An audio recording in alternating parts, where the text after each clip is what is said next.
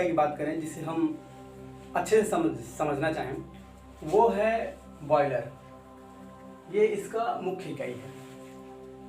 इसी को ही समझने के बाद हम इस इंजन को समझ पाएंगे। ये सारे सहायक पार्ट्स बोलेंगे तो ये गलत नहीं होगा, क्योंकि पंप क्या करता है, पानी ही लाने का सोर्स है एक।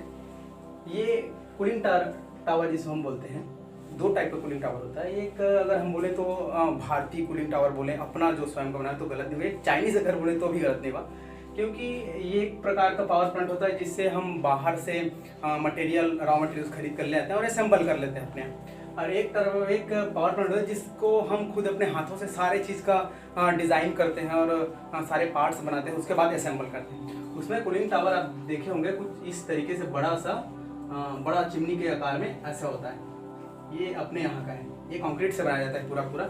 और एक कूलिंग टावर होता है जिसको ऐसे छोटे छोटे पार्ट्स में बनाया जाता है, बहुत सारा, लगभग एक यूनिट के बाद करें तो 12-13 होते हैं। उसके अंदर सिटी फैन लगा होता है, कुछ नहीं करता इसके अंदर में, बस पानी जब आता है तो यहाँ लगा हुआ city fan, cooling tower fan जब चलने लगता है तो इसमें से जो गर्म ताप है उसको वो निकाल देता है और उसको ठंडा कर देता है। इसका भी काम सेम है, इसमें छोटे छोटे पाइप्स लगे रहते हैं, लगभग इसमें फैन लगा रहता है। और पानी को अगर यहाँ से हम नीचे गिराएं तो जाहिर सी बात है गर्म पानी ऑक्सीजन के संपर्क में आके ठंडा हो जाता है, ठंडा होने के बाद यूज़ कर लेते हैं। तो पावर प्लांट से अगर हम मेन समझने की बात करें जिसमें हमें सारे प्रोसेस समझ में आएगा, वो है बॉयलर।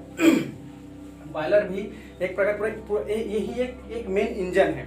मतलब अगर आप इंजन को आगे चल के समझेंगे तो आपको समझ में आएगा कि बॉयलर इंजन के अंदर का लगा हुआ, इंजन के अंदर हमें जो मिलता है कंबशन चेम्बर जो बोलते हैं, वो यहीं से होता है, सारा काम इसी का रहता है। तो हम देखते हैं कि बॉयलर कैसा काम करता है, बॉयलर में क्या क्या लगा होता है और वो कैसे होता है। बॉयलर अगर एक पावर प्लांट की बात करें तो कम से कम बॉयलर की हाइट बहुत ज़्यादा बड़ा होता है।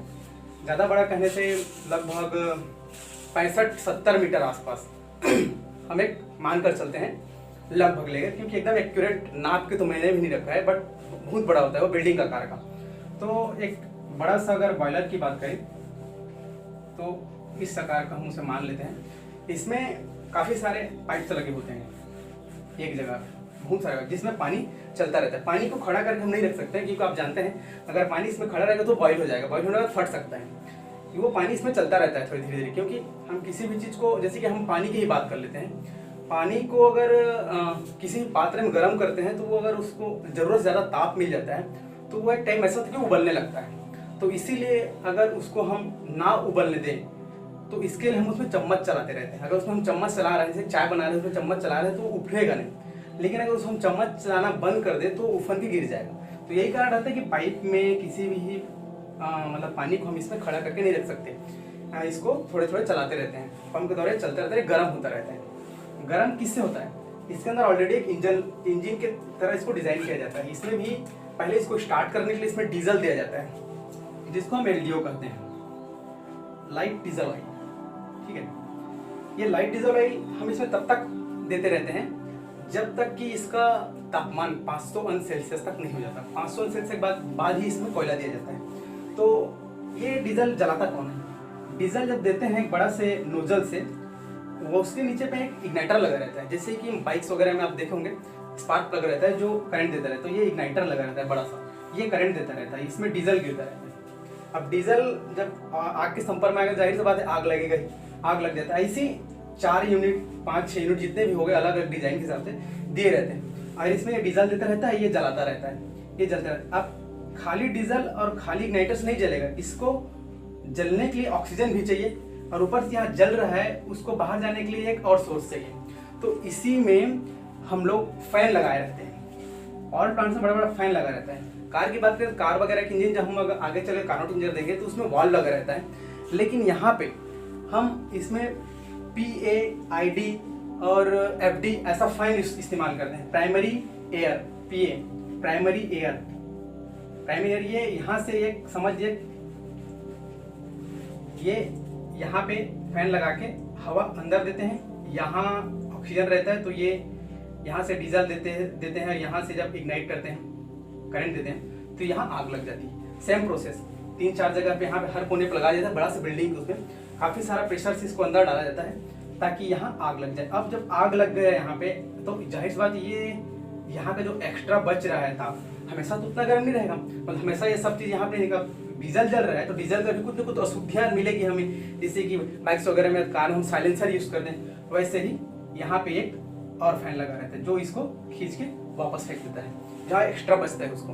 और इसी को अलग अलग तरह के, जैसे कि हापर हुआ, या तो हम एक बोलते हैं ESP, इलेक्ट्रिक स्टार्टर प्रेसिपिकेटर, ये सारे चीज़ ये इससे निकलने वाले जो गंदा धुआं या तो फिर अशुद्धि जो हमारे लिए, हमारे वातावरण के लिए जो नुकसानदायक है, उसको ये लगभग सोख लेता है और बहुत से कम, एकदम थोड़े से मात्रा में उससे अशुद्धि निकलती है। वो लगभग यहाँ से हापर के बाद अपना वो ESP में जाएगा, ESP के बाद चिमनी में भी 2-3 प्रकार के एयर फिल्टर्स लगे रहते हैं जो वहाँ उसको छान कर एकदम खाली थोड़े मोड़े मात्रा में उसमें रहता है, नहीं तो नहीं के समान ही वो लगभग इन्वायरमेंट में अपना ये अशुद्धि छोड़ देता है। वो यहीं से जाता है, यहाँ पे एक फैन के द्वारा उसको खींच कर बाहर जाता है। तो समझ लीजिए ये सक्शन एरिया और ये एग्जॉस्ट एरिया हो गया।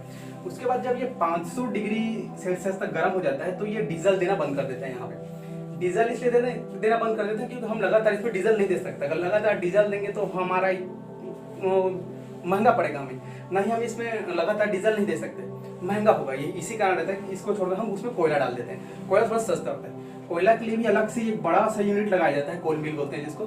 कोल मिल कोयला को इसके हिसाब से पीस देता है, उसको चूर्ण बना देता है और हम इसमें एक ऐसी नोजल के द्वारा ही उसको इसमें दे पाए वैसे ही उसको बना देता है। और ये FD फैन जो होता है वो इसी को खींच कर लाने का काम करता है, इसको उंगली करता रहता है, इसको इसमें छिड़काव करता रहता है। जब 500 सेल्सियस तक गर्म हो जाता है तो डीजल देना बंद कर देते हैं इसको, और जब इसमें हम कोयले का छिड़काव करते हैं तो कोयला आसानी से यहाँ पे जल जाता है। क्योंकि यहाँ का तापमान पहले से इतना ज़्यादा करके रखे हैं कि उसमें हम कोयले का चूर्ण देंगे तो ऑटोमेटिकली आग लग जाएगा।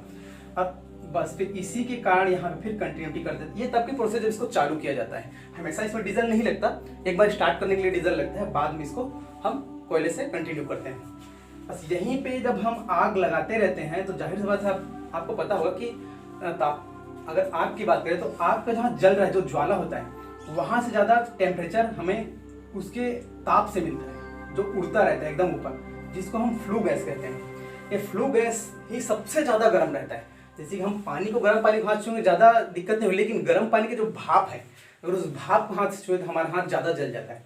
तो यही कारण रहता है कि यहाँ आग लगाया जाता है और जो पानी के जो पाइप है वो ऊपर में लगाया जाता है। ये ऊपर में ये फ्लू गैस से ही ये सारे पाइप गर्म होते रहते हैं और फिर इसमें से हमें स्टीम मिलता है। तो यही प्रोसेस लगभग ये एक खड़ा हुआ हम स्थितिज इंजन बोल सकते हैं। इससे हमें कोई गति नहीं चाहिए, हमें केवल इससे टरबाइन को चलाना है। बट सेम प्रोसेस के लिए अगर हम किसी चलते हुए वाहन पे लगाएं तो यहाँ से जो हमें मिल रहा है इसी के अगेंस्ट, इसी के नीचे ही या फिर इसी के साथ ही एक ऐसा वो डिवाइस लगाना पड़ेगा जो उस मशीन को गति दे सके। तो यही सेम कार्य किया गया है अपने इंटरनल कंबशन इंजन में। तो दोस्तों पावर प्लांट को जिस हिसाब से मैं यहाँ बता रहा हूँ ये मैं एकदम संक्षेप में बता रहा हूँ आपको। पावर प्लांट को समझने के लिए आपको एकदम पूरा समझने के लिए आपको काफ़ी सारा मतलब मेहनत चाहिए और काफ़ी सारा समय भी चाहिए, क्योंकि एक पावर प्लांट की बात करें हम 1400-1200 ऐसा मेगावाट अगर प्लांट की बात करें तो ये लगभग 2500-3000 एकड़ के आसपास इसका क्षेत्रफल उतने बड़े आकार में बनाया जाता है। और ये 3-4 जो मैं आपको यूनिट बताई तीनों चारों से ये कंप्लीट नहीं होने वाला है। इसमें काफ़ी सारा छोटे वाल्व, छोटे पाइप, छोटे मशीन बहुत से लगे होते हैं। इसको बनाने में काफ़ी टाइम लगता है। इसका बजट भी हजारों करोड़ के आसपास में रहता है। मैं जिस पावर प्लांट में काम कर रहा था वो 1440 मेगावाट का था और उसका लगभग बजट था 8000 करोड़ रुपए का। वो उतने में बन रहा था, वो प्राइवेट लिमिटेड था। तो अगर हम इसको एकदम डीपली कहा जी एकदम एक बारीक पार्ट्स को समझने अगर लगे तो हर एक यूनिट को मुझे अलग से बताना पड़ेगा। तो चूंकि हम यहाँ पे इंजन की बात कर रहे हैं और उस इंजन की बात कर रहे हैं जिस पे हमें काम करना है, मैं यहाँ पे अपना चैनल इस उद्देश्य से बनाया हूँ कि जो मेरे ITI करते हुए भाई है तो छोटे गैरेज में काम करने वाले जो मैकेनिक भाई हैं जो ज़्यादातर उन्हीं चीज़ों को फॉलो करते हैं जो उनके गुरु उन्हें सिखाए रहते हैं। उससे ज़्यादा और एक्स्ट्रा अपना दिमाग नहीं लगा पाते, नहीं वो लोग जान पाते हैं। क्योंकि गैरेजों में क्या होता है कि ये खोल दो और फिर से फिटिंग कर दो, या तो अगर टूटा हुआ है तो उसको वेल्ड कर दो, या फिर टूटे हुए को जोड़ के फिर से बना दो उसी में। इसी तरह की चीज़ें वो सीखी रहते हैं। मैं खुद ऐसे सीखा हुआ था, मैं बाद में ही इसको सारा ये चीज़ें मैं जब पढ़ाई किया, जब अच्छे से अच्छे वर्कशॉप में जाकर काम किया, अच्छे से अच्छे इंजीनियर से जब मैं मिला तो उन लोगों ने मुझे सिखाया, तब जाके मैं सारी चीज़ें सीख पाऊँ। नहीं तो पहले मेरा भी यही हाल था कि जो मेरे मास्टर सिखाए थे मैं उसी से ही सारा काम किया करता था।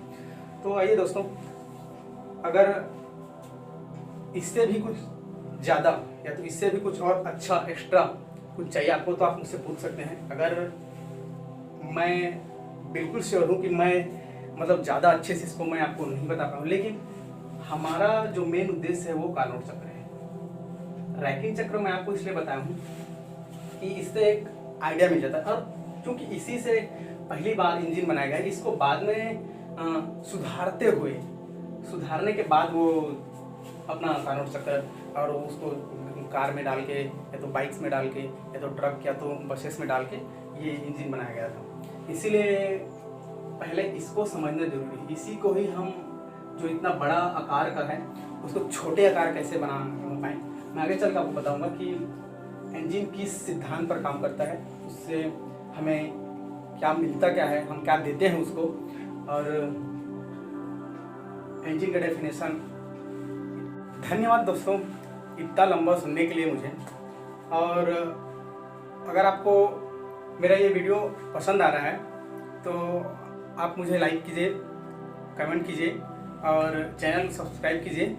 और प्लीज़ दोस्तों आप मुझे सपोर्ट कीजिए ताकि मैं आगे बढ़ सकूं, और चैनल सब्सक्राइब करके आप बेल आइकन को ज़रूर दबाएं। धन्यवाद दोस्तों।